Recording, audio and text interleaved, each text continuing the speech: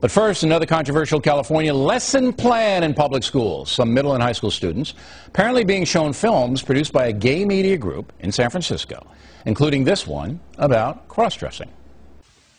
This portion of the news story is the presentation of the first phase of the Hegelian dialectic, defined as the thesis. By presenting this cross-dressing cartoon, Fox News and Bill O'Reilly are presenting the gay interest group's belief that children should be knowledgeable of those in our society that live an alternative lifestyle. And it is clear to see from these particular scenes of the cartoon that they want to convey the message that cross-dressing is fun and attractive. Brilliant. Joining us now from Charleston, South Carolina, Fox News analyst Margaret Hoover. And here in the studio, Fox and Friends co-anchor Gretchen Carlson. You know, people who live in other parts of the country, and they're going, are you kidding me? We're not kidding you, ladies and gentlemen. California public schools, all right? Here's the point. Students sit there. Here it is. Now, I guess it's the tolerance thing again, right? Oh, come on. Well, that's why. That's how it's being marketed. Oh, okay, but let's walk through it. It's being marketed by the California Public School authorities as teaching their students to be tolerant of all lifestyles, including this person wearing women's clothes. He's a guy. Right. That's what the intent is, correct? At this juncture of the story, exercising his expertise with the dialectic, O'Reilly takes the time to reinforce the ideals or beliefs of the thesis that were already presented visually in the cross-dressing cartoon. And he does this by now verbally stating the beliefs and objectives of the gay rights interest group that animated this propaganda. Notice that when his studio guest attempted to jump right in and address the issue as she, quote-unquote, viewed it from her standpoint, Bill O'Reilly quickly stopped her and said, okay, let's walk through it. That's how it's being marketed. Oh, okay, but let's walk through it. Then he proceeded to represent to us, the viewers, the message that was already visually displayed in the cartoon, as well as the motives that were behind the production of this propaganda.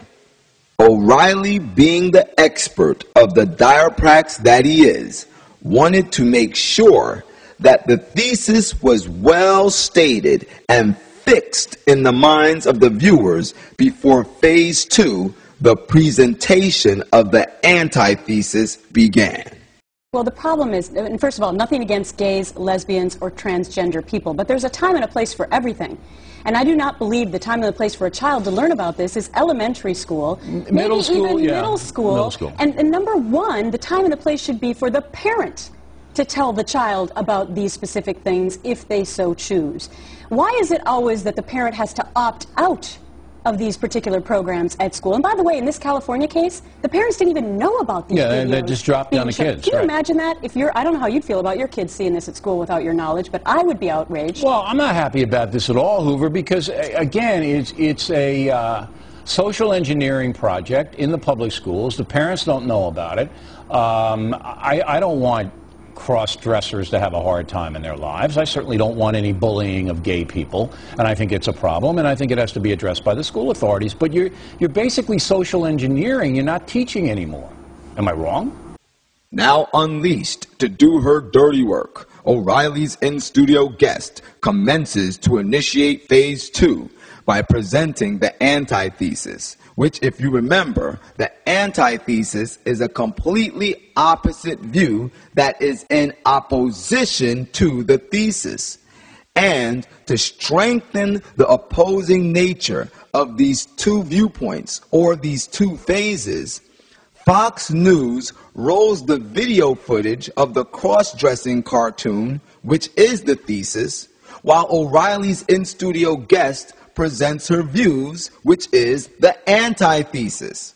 By simultaneously presenting both of these phases, O'Reilly and Fox News seeks to engage the emotions of the viewer and to draw them into a staged conflict, thus psychologically putting the viewer in a mind state of frustration, which creates a need for the viewer to find some type of resolution.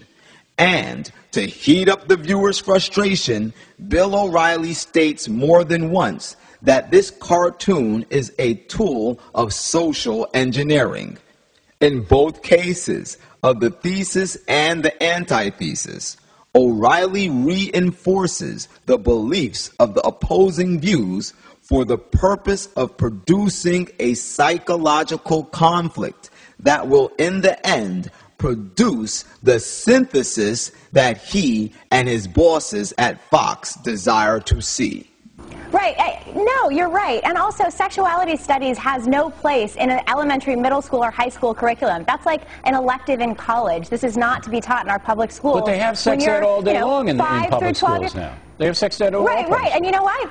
And that's why, you know what, not all day long, but they need to be teaching kids the Gettysburg Address and the American presidents, and you know what, the California kids could take a lesson in finance or two, and maybe their state legislatures would learn how to balance their budget. But let's deal with reality. I mean, this is the problem. Let's deal with reality. They have sex ed. It's in the schools. It has to be in the schools. We understand why, because you get a society that's fairly permissive, and children are becoming pregnant, and they're getting abortions, and they're having babies, and the school has an obligation in a health situation, all right, to say, look, here's what's going on, here's how you can prevent it, here's why you shouldn't do it. The Congress is going to pass more abstinence money that drives the left crazy, but that's happening. Fox News analyst Hoover continues phase 2 of the dialectic by presenting the antithesis. However, as she, unlike Bill O'Reilly's in-studio guest, presents the antithesis, she does it in a far more passionate way and with far more conservative views. This is very important to note because this is all a part of creating the synthesis. Although O'Reilly's in-studio guest also stated that she was opposed to the presentation of this video, she also stated that she believed that parents should have knowledge of it and that the children were too young to be receiving this information. However, Hoover stated this type of information, as well as anything of a sexual nature, should not be taught at all in public schools. Rather, this type of information should be reserved for parents to educate their children on in their own personal homes. Hoover's standpoint is one that expresses the values of traditional Christianity. O'Reilly then jumps on Hoover and states that she is not being realistic. In other words, O'Reilly is saying that traditional Christian values are not realistic. This was all done to anchor in the mind of the Christian viewers that it is irrational to hold on to traditional Christian views in our present-day society, and that these views must be compromised to adapt with the evolving social issues. This is the Hegelian dialectic at its finest.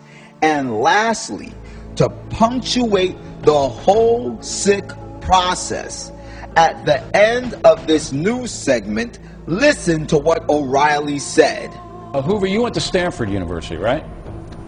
No, I didn't. I went to Bryn Mawr College. Oh, Bryn Mawr, and in Philadelphia. I thought you went to Stanford. Okay. I did. You went to Stanford. I'm sorry. I got the culture warriors mixed up. It confuses the culture warriors. By pointing out that his in-studio guest was a graduate from Stanford and that Hoover was not, O'Reilly was suggesting to you, the viewer, that intelligent people like his in-studio guest do not cling to such conservative, traditional Christian values like the ones that she presented.